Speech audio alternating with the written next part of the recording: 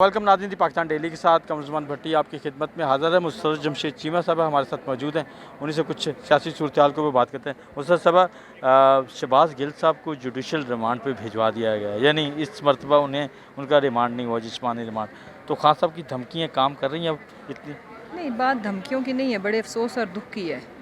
दुख और अफसोस ये कि बनता तो पहले भी नहीं था, और जिस तरह से आप सोचें कि इतने दिनों के बाद उनको ले जाके उनके हाथ में पिस्टल पकड़ाएगी। हम तो शुक्रगुजार हैं कि कोई टैंक, कोई तोप, कोई मिसाइल, इस तरह की चीज़ें इन्होंने बरामद नहीं की। ये भी कर सकते हैं, ठीक है। वो तो मैंने एक बड़ा अच्छा पोस्ट देखी थी, मैं उसको रिपीट कर देती हूँ कि वो जो एटम बम था वो पर्दे में छुप गया। सैटेलाइट मोबाइल को कहते हैं, वो एटम बम टाइप चीज़ ही है। कि वो पर्दे में छुप गया कि कहीं मेरे पे भी ना डाल दें। तो बड़े दुख और अफसोस की बात है और इंतहाई शर्म की बात है, और 22 करोड़ आवाम के सर झुका दिए इन्होंने कि यहाँ पे कुछ ना करने की ये सज़ा है, और जो करते हैं उनको हम डर के ऐवानों में बिठा देते हैं। अच्छा, अभी कराची में भी आपके एमएनए जीत गए मौलवी साहब, लेकिन कहा जा रहा है कि वो तो हल्फ भी नहीं ले रहे। तो जब आपके एमएनएस ने हल्फ ही नहीं लेना, जाना ही नहीं असम्बलियों में, तो फिर लोग कैसे आपके साथ आइंदा भी जुड़ेंगे? ये एक एक्सपेरिमेंट। लोग अपने साथ जुड़े हैं। लोग इस दफ़ा पाकिस्तान के लिए निकले हैं, पाकिस्तान की हकीकी आज़ादी के लिए निकले हैं। आप गौर करें, सारी जमातों के झंडे लगे हुए थे उनके कैंप पे, बंदा कोई नहीं था, झंडे बहुत थे।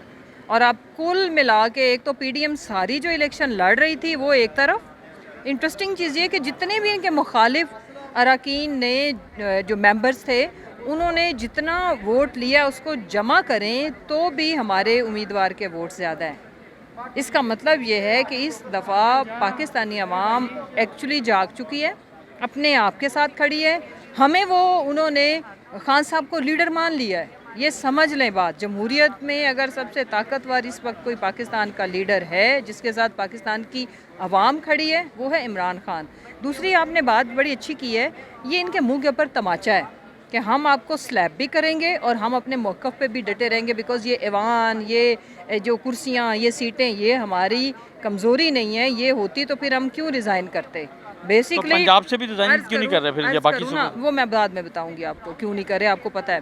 बेसिकली प्रिंसिपली हमने इनके ये जो गैर कानूनी गैर आइनी एक्ट था अपने मुल्क और कौम की सालमियत को बेचने का, उसको गैर आइनी करार दिया, उसको साजिश एक्चुअली है वो।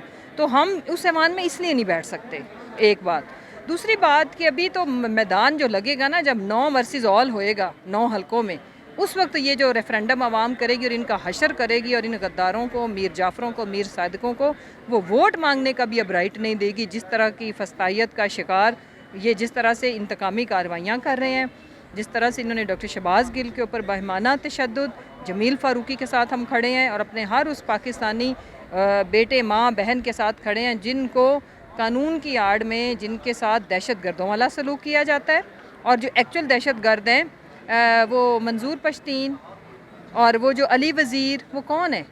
वो मेरा ख्याल है आपके ख्याल में दहशतगर्द हैं? नहीं, मैं नहीं कहती थी, कौन कहते थे उनके साथ। फिर अगर वो सलूक उस वक्त किया गया तो फिर उसकी जस्टिफिकेशन आज दी जाए, या वो गलत था या अभी गलत है। कुछ तो गलत है ना, इस गलत को हमने सही करना है। और इससे हमारी किसी से ज़ाती लड़ाई नहीं है, ना अनाओं की लड़ाई है। अगर इस मुल्क ने ठीक, जब तक अब ये नहीं होगा, आपके 22 करोड़ अवाम नहीं बचते। आपने देखा नहीं जिस तरह से अवाम रुड़ रही है कचरे की तरह। तो क्या सैलाब के लिए कुछ किया आप लोगों ने? कुछ नहीं, किया? हमने किया। बलूचिस्तान में डैम्स किसने बनाए थे, सवाल उठाया जाए। सारे बह गए? नहीं, बह गए ना, बह गए। कराची में, सिंध में किसकी हुकूमत है? हम तो जो जनूबी पंजाब में जो हमसे हो पड़ रहा कर रहे हैं, और 3.5 साल में हमने जो किया सो किया। इन्होंने क्या किया जो शुरू से इस मुल्क के ऊपर मुसल्लत हैं? ये सवाल उठाएं आप भी। बहरहाल जी, इस वक्त लोग जो हैं इमरान खान के पॉपुलर के साथ खड़े हैं, और जो 9 हलकों का इलेक्शन है ये रेफरेंडम साबित होगा।